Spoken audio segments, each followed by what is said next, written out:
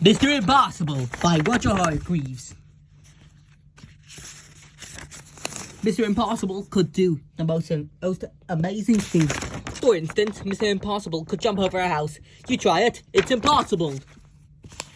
Oh. And Mr. Impossible could make himself invisible. All he had to do was stand there and think about becoming invisible. And he became invisible. You try it, it's impossible. And Mr. Impossible could fly.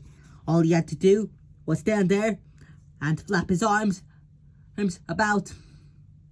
And off he flew. You try it, it's impossible.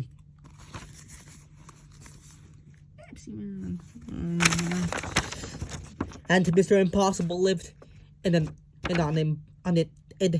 impossible looking house. Have you ever seen the house in such an impossible place? Of course not. One day Mr. Impossible was walking out in the woods when he met a boy called William.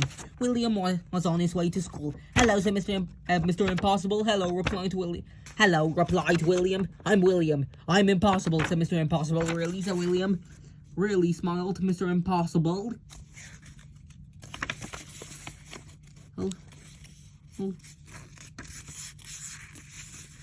And you do impossible things?" asked William. "Haven't come across anything I couldn't do," replied Mr. Impossible modestly. William thought. "Can you climb up the tree? Up that tree?" he asked, pointing to the biggest tree in the wood. "I could do better than that," replied Mr. Impossible. "I could walk up that tree." And he did. William thought again. "Can you stand on one hand?" he asked. "I could do better than that," replied Mr. Impossible. "I can stand on no hands." And he did. "That's impossible," cried William. "True," replied Mr. Impossible. Well, then William remembered that he was on his way to school. "Why don't you come with me?" he asked. "But I never been to a school before," Mr. Impossible said. "Then it's time."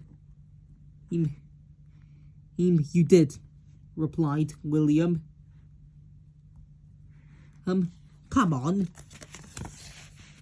William and Mr. Impossible sat at the back of William's classroom with all the other children. The teacher came in but didn't notice that there was somebody extra in his class that morning. "Good morning, children," said the teacher. "I have a very difficult sum for you to do today. It will take you the most of the morning to work out the answer." And he wrote the sum on the blackboard. It really was the most difficult sum William had ever seen in his whole life, full of multiplications and divisions and additions and other things William did enjoy. The teacher was right. It would indeed take most of the morning to work out the answer, if not most of the afternoon. Mr. Impossible whispered to William's ear. William put his hand up. "Yes, William," said the teacher. "Is there something about some you don't understand?" "Please, sir," said William. "Is the answer 23? The teacher was very absolutely, totally, completely amazed. "How did you work out the sum so quickly?" he gasped. "It's impossible." "Nothing is impossible," said Mr. Impossible from the back of the class, and stood up. "Well, I never did," exclaimed the teacher. After that, Mr. Impossible spent all day at the school. He showed the teacher how he could read a book upside down. "That's impossible," said the children who were watching. "Absolutely," replied Mr. Impossible. Then William asked Mr. Impossible if he could long to play in the school football match. "Oh, yes, please," replied Mr. Impossible. "Oh, I've never played football before." And do you know what he did? He kicked the football so high up into the air that when it came down, it had snow on it. What an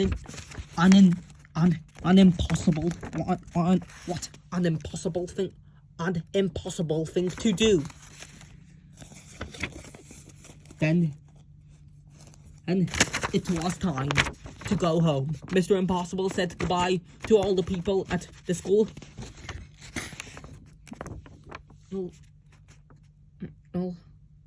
And then said goodbye to William. Goodbye, Mr. Impossible. Said to William. Goodbye, William, said to Mr. Impossible, and just disappeared. William rubbed his eyes and went home. William's mother and father were waiting for him. Hello, William, they said. Did you have a good day at school? Yes, replied William. And I met somebody who can do anything in the world. Really, William? They both laughed. You're impossible, William smiled, and went inside.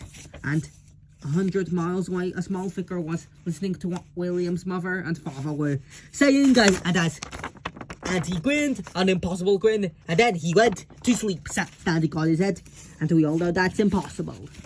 The narration was by me, Silver the Hedgehog.